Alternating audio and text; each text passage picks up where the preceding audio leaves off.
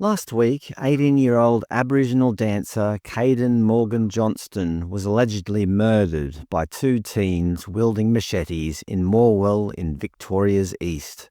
The attack occurred after a fight broke out between a group of people on that Saturday night. Yes, it was a horrible crime, but it should be noted that a statewide machete ban had been in place for almost a month in Victoria at the time of his death. Similarly, Dau Akueng, 15, and Chol Achiek, 12, were killed in Melbourne's west, also with machetes, while on their way home from basketball on the 6th of September. The machete ban was also in place at the time of their death. Yes, these are all horrible crimes, but it's almost as if the criminals chose to completely disregard the machete ban while carrying out these atrocious acts. Who would have thought that criminals would break the law? Regarding Mr. Morgan, the Aboriginal dancer, the latest news on the ABC reported, community unites to demand justice for beloved Aboriginal dancer. Just to be clear, I'm not here to say anything bad about the victim, but I would just like to highlight how the ABC reported on this. First of all, nobody is suggesting that this was a racially motivated attack, but for something that wasn't racially motivated, the ABC sure talk about the victim's racial background a lot. For example, they wrote, "Elders addressed the mourning crowd, calling for Indigenous voices to be heard." It should be noted that his best mate, Tyrese Walsh, 20, was also allegedly attacked, but survived. The article also notes that he was a proud Indigenous man who always made everyone smile.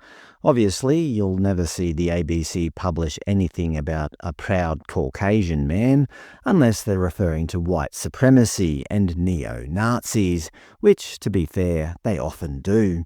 For example, in one of their videos about anti-Semitism, they quote a neo-Nazi protester saying, "We stand as proud white men." Yes, a proud white man is bad, but a proud Aboriginal woman is good. Back in the article about the murdered dancer, they show pictures of Aboriginal protesters with their hands painted red, which I believe represents the silenced voices of Indigenous victims. They also show a photo of a protester holding a sign calling for adult crime, adult time. The article also mentions that Mr. Morgan-Johnston's loved ones aimed to send a message that the machete ban wasn't doing enough to stop youth crime and violence. I'd argue that the machete ban hasn't done a damn thing to help reduce crime. The article notes that the Minister for Community Safety, Anthony Carbines, said, "In the first month of the machete amnesty, more than 3,200 weapons were surrendered by members of the public." I'd say tools, not weapons. The people voluntarily handing them in weren't using them as weapons. They were probably using them for gardening or whatever.